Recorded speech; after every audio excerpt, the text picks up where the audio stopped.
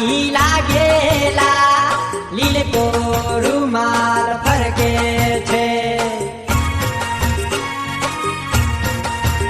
મારી બાળપણાની જોડીલા લીલકો રૂમાલ ફરકે છે છોરી પ્રેમ બંધનમાં પડ્યાલા લીલકો રૂમાલ ફરકે છે છોરી પીતો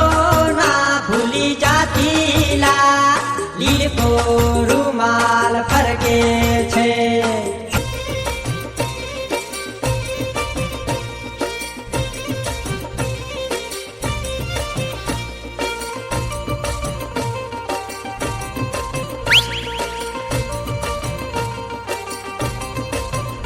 हमू काका बाबाना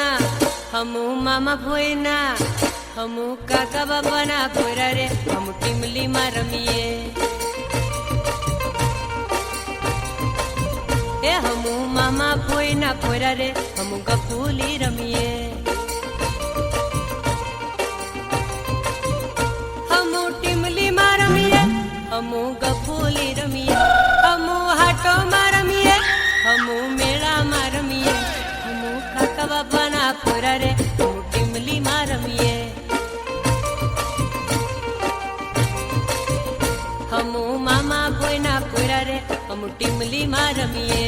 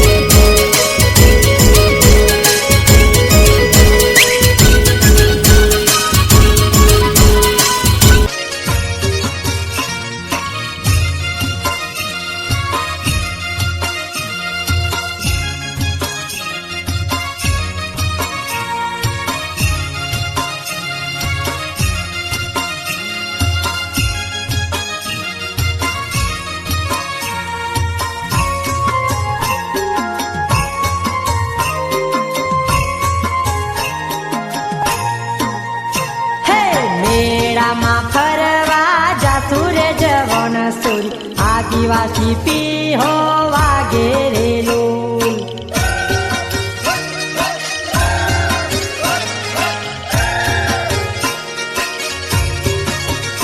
હે કાકા કાકીની જોડે નાચે રે જવન સુર આદિવાસી પીહો વાગેરેલું અરે એ સોરી રૂમાલ કાથી લાવેલી મસ્ત લાગેલી તારા જેવો બકા અરે ઉદયપુરના મેળામાંથી લીલો પીળો લેવા કરે કે અરે લાવ લાવ તન્ના હોદી લઈ જાઓ તારી રાપ કાઢું હા લીલો રૂમાલ પીળો રૂમાલ આદિવાસી આયા રે રેશમી રૂમાલ વાળા